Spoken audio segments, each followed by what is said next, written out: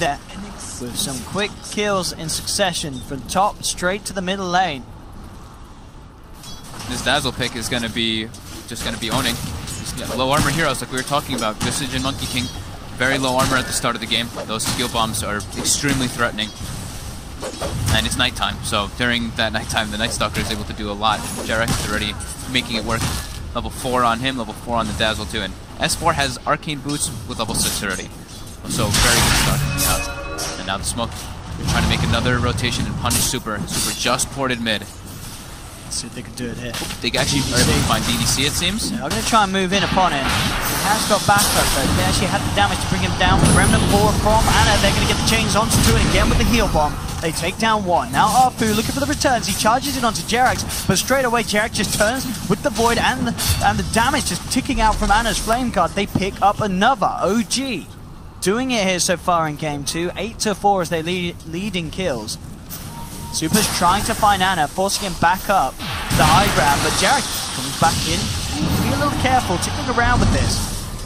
They're playing right around on the edge. Ana will TP out. Fly as well, should just about make it. Arfu unable to close the gap onto Jarex. So again, OG get themselves all out. In fact, Ana straight back from the base, going forward, looking for Super. The Flame Guard bringing him down. Now Ana's got to be careful. He's got mana for 1 Remnant. He should be fine with that 1 Remnant in mind, unless he gets mass bursted down. It's going to be close up. Doesn't make it. Had to use the chains to try to get further away. Yeah, he just got a little too antsy there as he came straight back in a little early after, you know, without fully regenning in the fountain. Just thought that he could see an opportunity to take down Super's Venom. He's trying to keep that aggression because right now his Flame Guard, they can't really burn it off. It takes time for the things to take top lane. Might see an aggressive play. Try to cut the tree.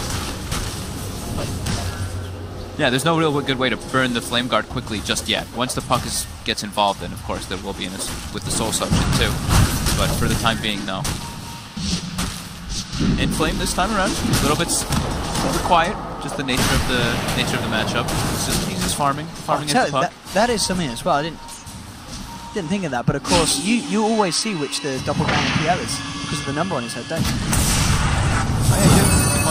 That's pretty tasty. Yeah. Oh, Apu trying to go for an aggressive charge onto S4 with the puck. God. Dead. Ana all over the place. He's a space maker. So that was the first coil expended, unable to find a kill. Put some pressure on bottom with S4 and Ana. They have got the chains. Looks like they don't want to try and now, but now Ana to get charged quick with the root though. Nicely done as he holds back Arfu. S4 does have the skew and the RP. They could try and find something. They are just going to keep Inflame pressured as they put that shockwave out, burn through those raindrop charges. Burn those raindrops.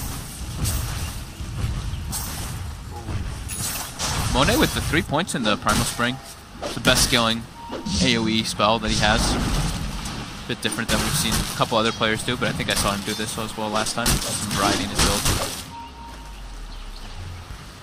Few again, eyes onto Ana. Ana does find that Invis rune. Maybe able to pull something off with this. Fly soaking up the experience in the middle lane. Trying to get himself towards that level 6. We've got level 6 on Visage now. Pretty sure they want to go for a smoke up and go for some pressure play. Try to get a kill maybe on the PL. It's a bit tough, but they'd like to shut him down. Here we go. The puck TP's top. Yeah, Inflame's there. They've got Coil online. They've got Visage Familiars. This should be enough to bring down Ana is coming up though. Ana's in the neighborhood. Does have that Invis rune. If he heads up there, could do a good effort trying to turn things around. There's the Primal Spring forward. They're going to look to try and catch down No Tail, and indeed the Coil catches no one. They do get the Familiar stun onto Jarex. But already OG backing up underneath the tower. No Tail is going to be chased down by a Soul Assumption, but if he lives, he's fine, and now the return comes in. Ana's there, goes forward, slide a fist to bring down Monet. May pay with his life though, as DDC and Inflame look to finish off the kill, but with the Remnant across, he's going to get himself out of there. And OG lose nothing and bring down Monet. Very uncharacteristic mistake from Inflame there. Popped the Coil after the Doppelganger went off. It was like a good half second after the Doppel went off too. So missing that kill and having to expend high resources and losing Monet. Good response by OG. And once this happens, space for S4 Magnus down on the bottom lane. Yeah, just farming. They're actually just making the adjustment now for the lanes. LFY, that is. DDC just gets walked down by the Jerax Night Stalker. They do have a charge onto Jerax. We'll see if they can punish this. Anna's in the neighborhood. Didn't quite get the chains out in time. They do have the familiar stuns. There's the first. In comes the second. LFY trying to bring down Jerax. Where's that bash? It's not going to be there, but it doesn't matter.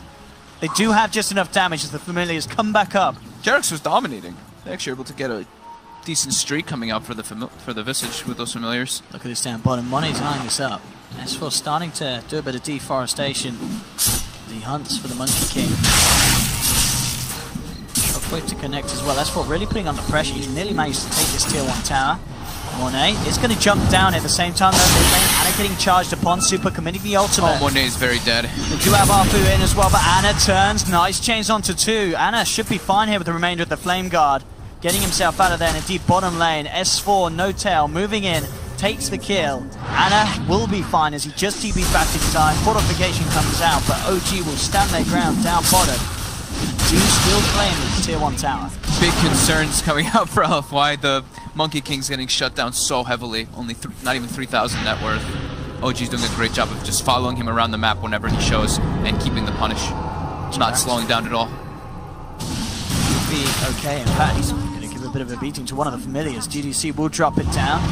S4 very close to 1600 gold on it, and they're gonna, well, that'll help a little bit. I believe the money did go the way of No Tail though. Still plus 100, always tasty. GDC now going to Donna upon it as well. 2 times with the familiar stuns, holding back the 2 of them. Jazz looking to try and chase this one down here. Has enough avoid. There will be a charge upon him. Can it save GDC in time? Yes, no, he ticks out. No Tail getting the kill there, I believe, with the Orb of Venom damage from the illusion. Now they'll look to punish. They get the first kill. Again, the Waning Rift silence a little bit too slow. The Dream Cold will still connect though, and No Tail cannot get out. So LFY do pick up a couple of kills off the back of OG getting deeper. Space elsewhere across the map. Anna takes a tier 1 tower. Looked like some indecision coming out from No Tail and Jerax. No Tail looked like he wanted to back up, but Jerax committed, so No Tail follows and they pay with 2. Oh, and not really he's being worth doing it as well. Monet is definitely going for the Battle Fury build. Versus PL? Definitely. Definitely. I mean, well, I guess the first indication as well was the fact that, you know, Monet on his Monkey King, he goes for the treads rather than the phase, which we normally see. Obviously, phase a little bit better for the laning situation, you know, to try and get that chase down, get those Jingu Mastery stacks up. Yeah. But if you're building Battle Fury, if you're looking to farm, treads, it's always going to be the better decision. Yeah, I think overall, like, if you're playing like this core Monkey King wants to just be in the midst of the fights, having treads is just better than the phase boots, because they make you tankier. They make you have more mana pool, which you really need as a Monkey King too.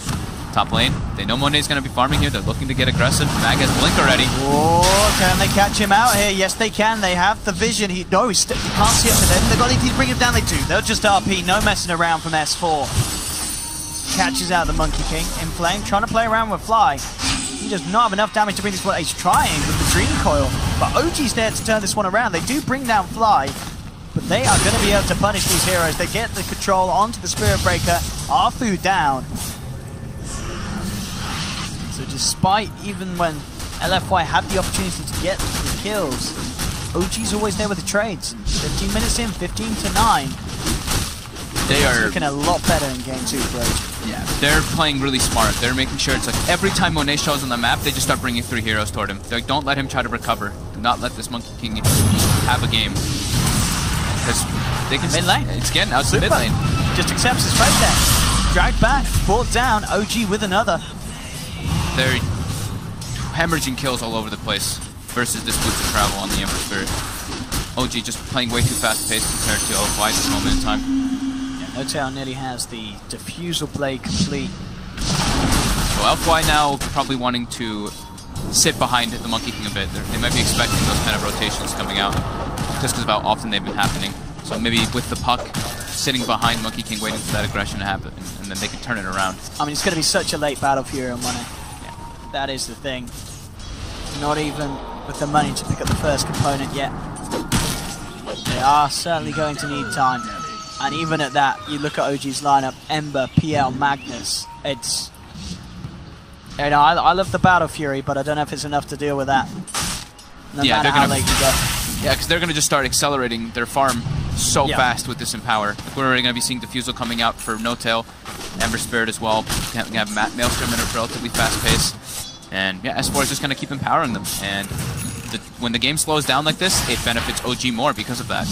LFY, we were saying, they have the better team fight if they were able to come out of lanes ahead because of the nature of their lineup. You know, Puck, Benno, Visage, these three examples right away, compared to OG's only technically had the Magus at that point. But now, they've already got Mag Blink, everyone else is pretty much online as well. Very hard for LFY to actually match up directly versus them now. So it's recovery point. They have to split up their resources and try to catch up. That being said though, Jerax looks like he's going to be brought down here. Flame will take the tower up top, and indeed LFY creating the space and control around OG's jungle. OG has been stacking Ancients. How convenient. Look at this, the Empower. They just cleared one triple stack and now another one. No Tail up to level 12. Right after that Diffusal Blade was finished up and another 12. LFY can get away with anything more this top lane. Just trying to get control of this jungle. As they do remain up top. 1-8 TP down bottom. Has to be careful about it. Doesn't really want to go in on his own, as Ana can definitely turn and bring down this Monkey King at this stage. +1 might be able to do something, but it's top lane where they are sticking around, keeping the pressure on this tier 2 tower. Arfu will be focused, no tail, moving in with the Diffusal Blade. Arfu puts the charge out. There's the jump forward. RP. S4 cuts him off, brings him back. That's on a charged unit. Very perfect. Bottom lane, good silence. Do they actually have the damage and control to finish him off? It doesn't look like they do. Throws out a Remnant. There's the jump across. Has another one. And Ana is fine. Blinks away. Despite their best attempts, they don't catch him out. They do still lose that bottom tower. LFY continuously being kept behind this game. At least they forced some reaction top. Got about half damage on that tower. So they were trying to make some space for the Monkey King. Got a little bit. His net worth went up quite a lot. He's already got the Perseverance now on way toward that Battle Fury, but still they're in recovery method. 6,000 gold lead for OG. One thing is that OG's lineup doesn't do Roche crazy fast. Maybe if they pick up a Medallion on the Dazzle with that double Empower, they will be able to do it faster, and then LFY makes it work. But they have good ways to check inside the pit, be it Orb or Plague Wards or Visage Familiars. They're actually smoking up behind the Venomancer, expecting that OG aggression. They know that RP's on cooldown. It's still daytime for about one more minute. They're trying to get something big out of it. Just waiting near the high ground. There's smoke on the low ground. Got the blink on him playing. His smoke breaks. He knows somebody on high ground now. It's going to be very hard for him to get the jump. He's going to go and scout it out. Loses the high ground. Immediately rooted and silenced though. Inflame in trouble as they fully focus him. Will you count the shockwave with the phase shift? Now the Dream Coil and the Ultimate Super comes down. Again another root though onto the Puck, and the Puck is gone. Inflame down. No Tail ready to chase down ZDC with the Diffusal Blade. Finds the Visage kill. OG take 2, they may not be done yet as they jump forward. S4 looking to cut off Super. There will find the vision for No Tail to close in. Once again, OG chasing down with the heal bomb from Fly. 3 kills, nothing that LFY can do in response. And now it's not, they use the darkness, but it's also about to be nighttime, so it's a big swing in momentum for OG. And LFY struggling to find the situation where they can actually get those kind of kills. Tends to be usually Apu like leading the charge in most of their games. This time, he is not really able to as a Spirit Breaker versus those chains. Very hard to get these elusive ELs and Ember Spirits. Trying what they can to make space for Monkey King to catch up. Too many deaths. OG will back off from that mid lane. Arfu eyes on No Tail on the bottom. He's not going to want to get involved with him though in a 1v1, at least at this point.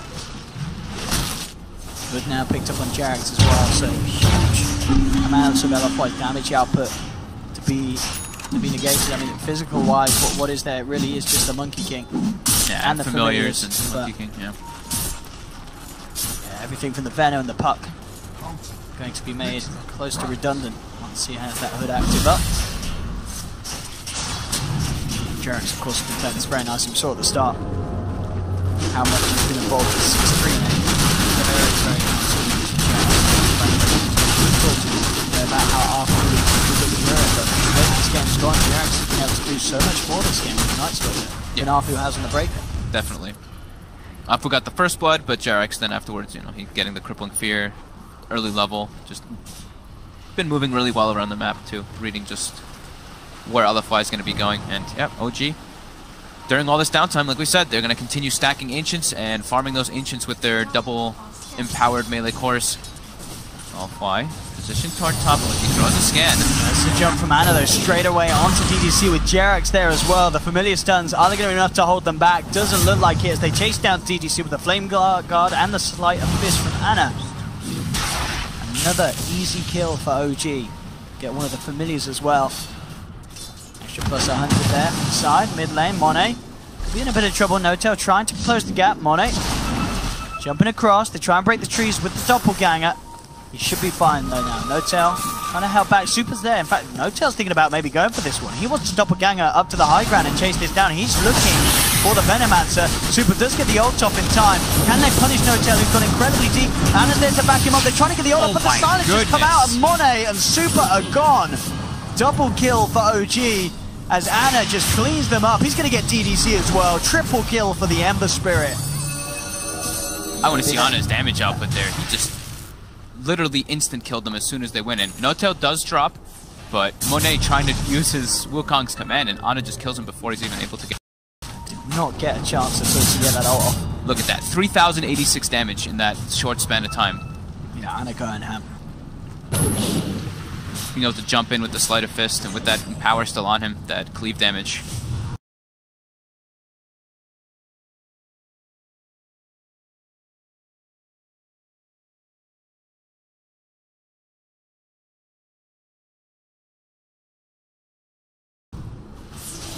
I mean, we said at the start, you know, I was looking forward to this game, seeing Ana on the Ember rather than the Sven, because this is a hero that Ana really can pull out the plays on. You know what else happened? So those ogres actually walked from the medium camp into it as well, so he actually cleaved off of the ogres too on top of them. So a little bit of bonus damage there for Ana to bring them down even quicker.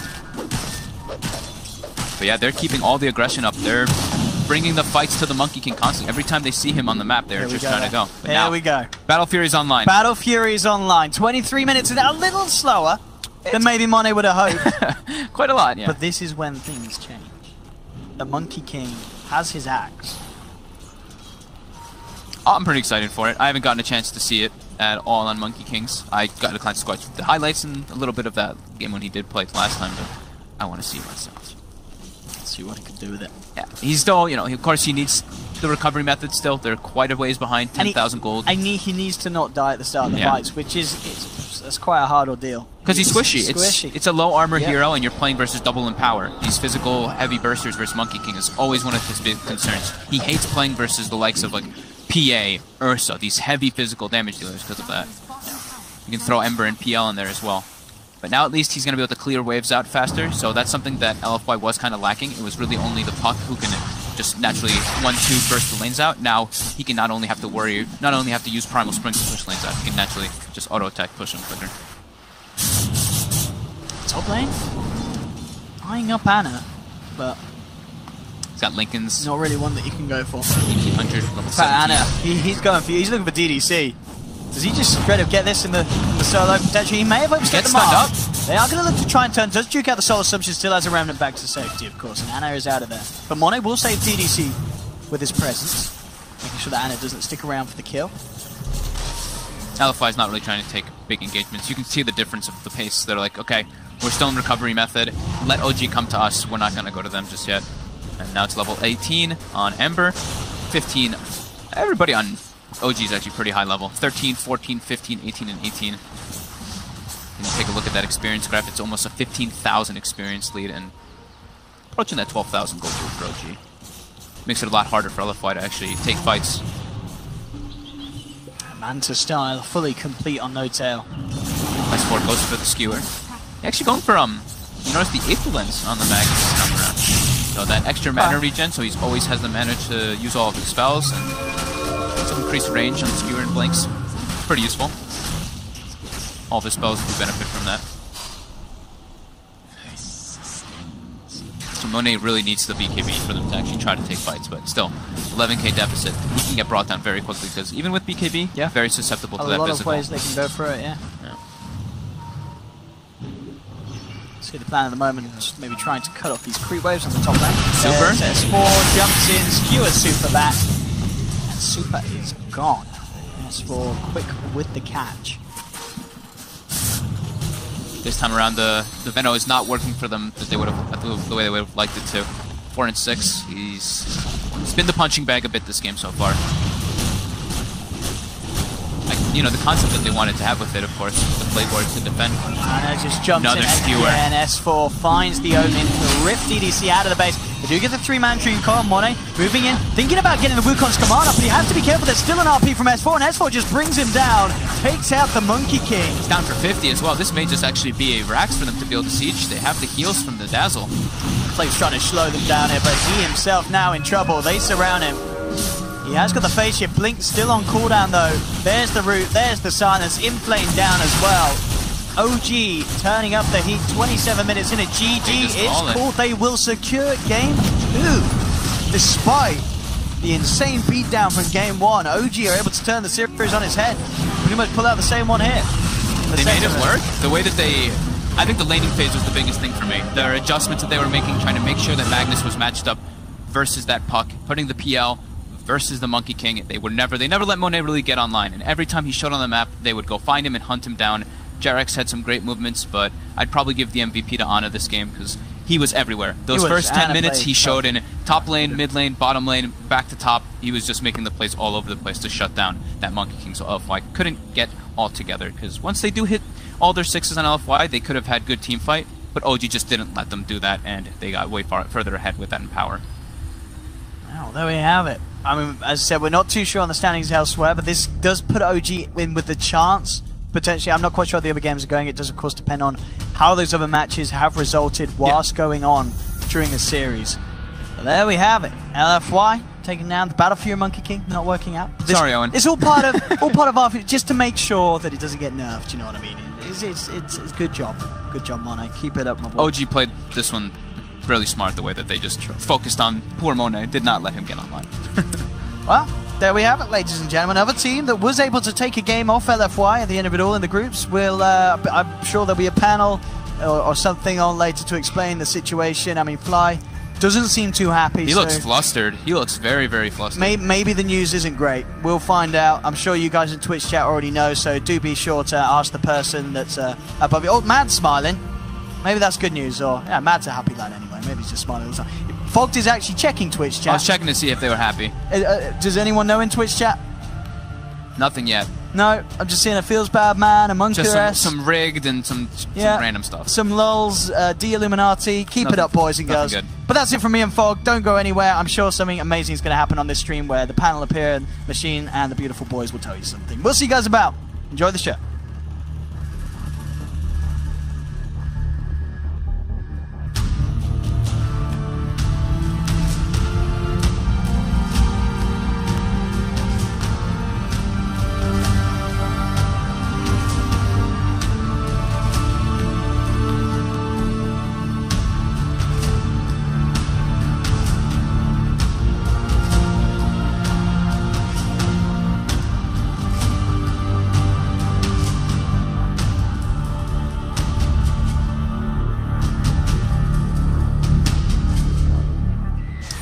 Yeah, but I was watching the VP newbie games, and it was like newbie was still doing the things where they would TP in like 4 heroes to fight mid, but then it was something where VP would bring 4 heroes to start. So it's like teams are already prepping for that type of style and being prepared for it.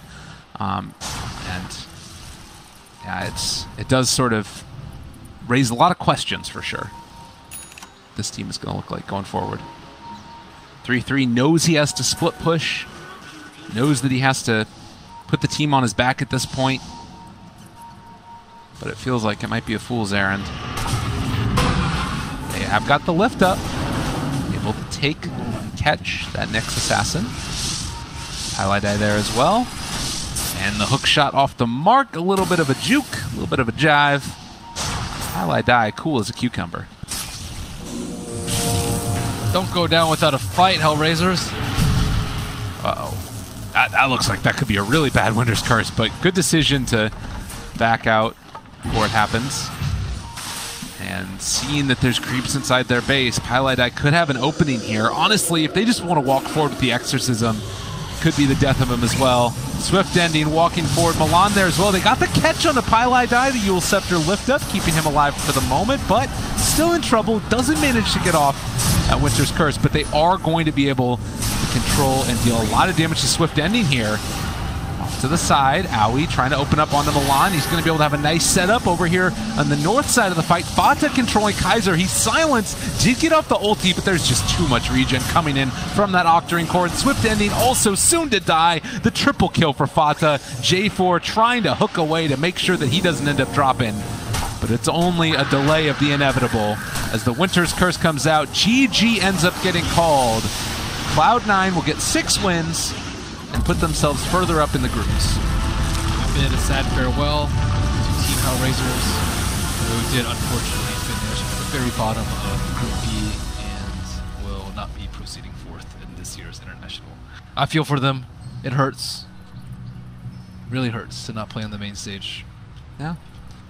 But that's the way that it ends up going down sometimes, and they'll move on. Bigger and brighter things, I'm sure, at some point in time. They're all very talented players and deserve to be here. But for now, that's going to do it for us. I believe that a couple of other games were determining if there's going to be tiebreakers or not. They may or may not have finished at this point, but at least for us, it's going to be the end of casting on this stream 4. But the group stage is done. Main event right around the corner in a couple days over at Key Arena. Stay tuned, everybody. TI7 continues in full force in a few days.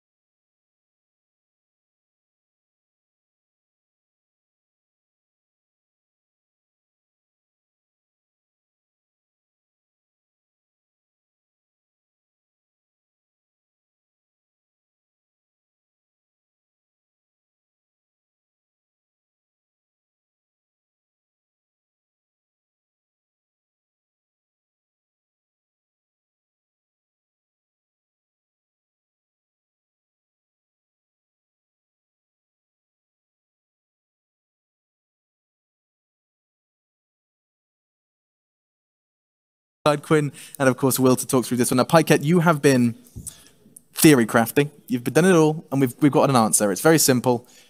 There is a potential for one tiebreaker. One best of one could be played. I'll let you explain the rest. Well, right now, since OG just won that one game, OG are right now at the same points as Virtus Pro because they have not yet won a game against IG, who they're playing right now. IG already have enough points. If IG win the next game, there will be a tiebreaker between Virtus Pro and OG. Yeah. And if Virtus Pro win the game, then they're both at 10 points. OG are not in top 4. So, OG, if you're an OG fan, you are going to be sitting here crossing your fingers and toes to see IG take the victory here, and then OG will have another chance to get into the upper bracket. You're biting your lip, is that not correct? Nope, that's correct. Pycat is the master of this, by the way, in case you were wondering. He's we get lots of numbers thrown in us, and then Pycat makes sense of it. So I'm glad you've solved that mystery for us. If, however, you're a Virtus Pro fan, you're going to go ahead and want them to go ahead and split this one, pick up the win, and we'll have everything else resolved. That is that's the current state of affairs. For you guys joining us on the couch, Will, you were watching that game intently, could barely take your eyes off the screen. What did you make of all of that? The biggest thing for me is that VP, it feels like they just never really got the start that they wanted. It feels like... Why are you smiling, Alex? You just make me happy, Will. Do I? Yeah. That's good. I'm glad to work this panel with you. Yeah, it's fun. But for me, the more interesting thing is now IG is in a similar position as LGDFY was in against that DC series where they don't really have too much to play for anymore, aside from Pride. I think that IG, though, is in a unique position to kind of determine how they want to go things, and I think as a result, they will try hard. Because putting those two into a situation where they have to play a best of one out to get through, it's just time consuming and it's kind of just hurting one of your enemies. Absolutely. I mean, this is it. I mean, if you think about it, Virtus Pro or OG battling for survival in a tiebreak, a best of one where you could have your main event hopes determined by a best of one. It's scary. It's very scary stuff. And this next game of Dota is going to be very, very telling, Quinn. Keep in mind, the two Kiev Major grand finalists are potentially... This one game decides whether one of those teams goes to the lower bracket at TI and has to play this one best of one match. I think the way the groups played out with TNC guaranteed in the upper bracket, and then, like you said, one of the Kiev Major finalists not going to be in the upper bracket, it's like, I think it's a little bit surprising. I don't think people expected that, or Newbie even. I don't think people expected to be secured into the... Newbie is safe, well, because of their performance. Did you catch any of that game at all? Not all of it, but I wanted to ask one question to you guys. Do you think now, I think at the start of the panel we talked a bit, and you thought that Group A was a stronger one, right? Right at the start. Would you stick by that statement still? I think so. You think so still? I think that if I had to pick a tournament favorite, or like who would get more top threes on one side, I think it would be Group A. Because I feel like it's so heavily anchored by Liquid and EG that it outdoes what is in Group B. But I mean, you just said it yourself. Kiev finalists. You've got Virtus Pro, OG, Newbie. We sat here. No, it's all in the past. It's all the past of the past. TI is a completely different animal. When you get to TI, it's its own thing. You can't. The past results. Who cares? Yeah, I think they have a lot of closer teams in Team B that are all very high tier. But like Blitz said, I don't think they have like the top three potential that I think Liquid and EG, a lot of people consider them to be in the top three, and there are some teams in B that I think people think will be there, but I don't think it's quite the high tier that people consider, Liquid and EG. Yeah. I mean, you can see it as well in case you have just joined us and are unfamiliar with what we are talking about. In the course of these 4 days, we've whittled it down to a top 4 who will sit in the upper bracket, come to the main event, 4 of which are going to be in that lower bracket, a best of one elimination match on that main stage in front of that crowd and in front of you guys at home. And the top 4 from Group A, the more competitive group in your guys' mind, features, well, I mean, TNC, I think is something that I think a lot of people are excited about. EG, LGD, and of course, Team Liquid, who everyone is putting in their top 3 now. So let's kind of do some degree of a pre-match. Let's treat this next game as, a default panel just for a moment then, guys, because it is going to be IG taking on VP in just a single game of Dota to determine what could very well be their fate. I mean, a best of one elim nightmare for anyone. So let's treat this with the respect it deserves. Quinn, starting this one on paper, you've seen the draft from the first game, relatively vanilla stuff. Once again, no curveballs thrown out. I mean, what are your expectations? What are the win conditions to see Virtus Pro go 1-1? I think they need to keep things standard. Don't like try and get too crazy. I think they've like sort of floundered a bit in some of the things they've been doing. They've pulled out some strange things here and there. Or what's an example of these strange things we're talking about? We've seen them take the Ogre in the first phase. I think it's a hero that a lot of teams don't value that highly, even though VP will take it, occasionally. Yeah. They've just had like a very wide range of first phase heroes, and I think if they just come in and play their game, I think they can take the series. Well, anything to add to the pile there in terms of what Virtus Pro, where that win has to come from? Is there a lane we look at? Is there the draft we look at? I mean, where does Virtus Pro source this victory from? I think it's going to be coming from Lil. I feel like he determines a lot right now.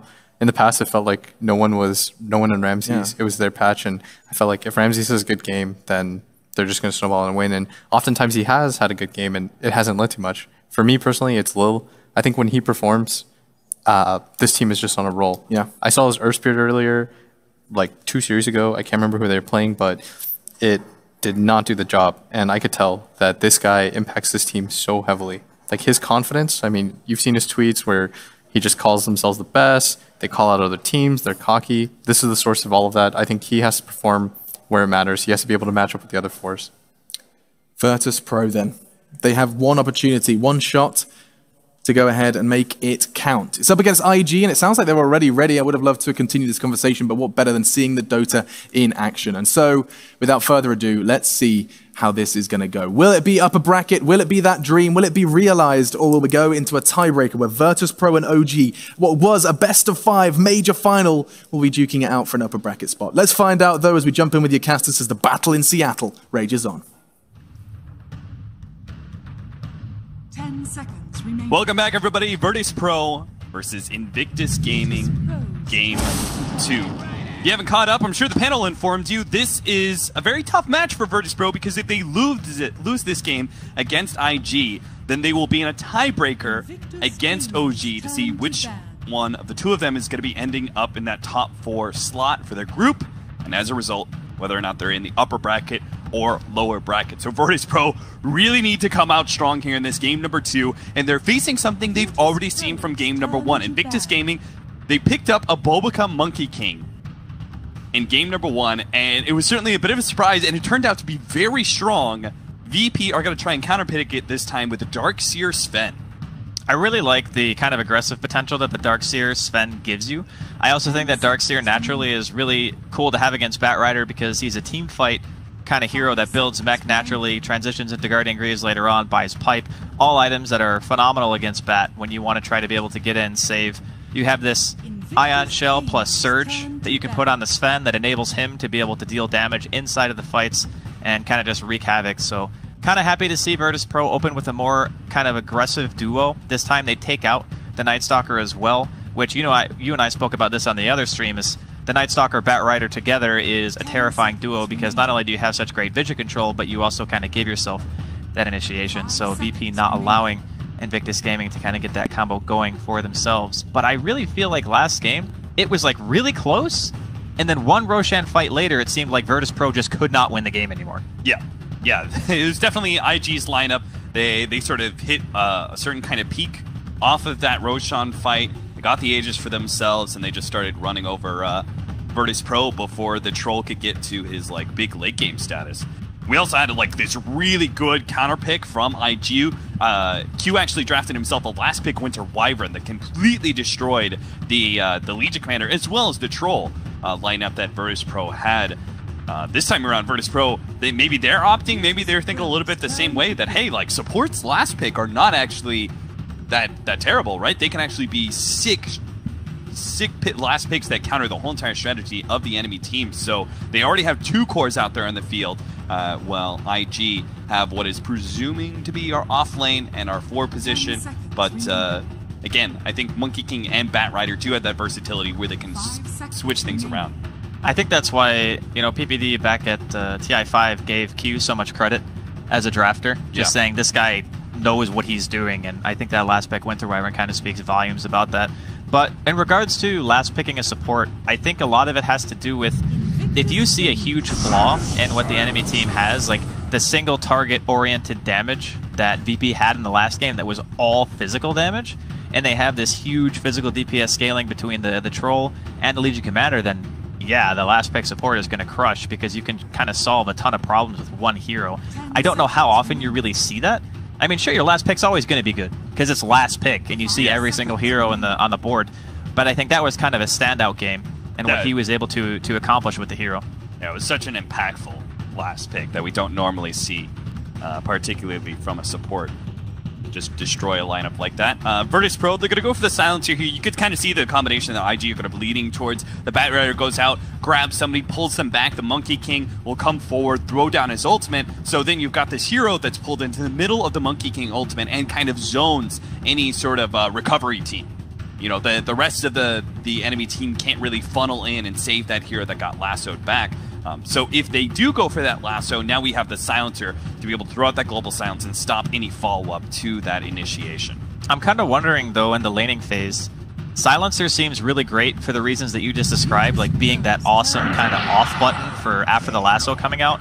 But what does he do in the lanes? Because he's up against a Batrider in the off lane, presumably the Monkey King roaming around on Bobica for the second game in a row. I think a lot of the times when you pick silencer, you need either some kind of really hard form of initiation where you're the one abusing the global silence,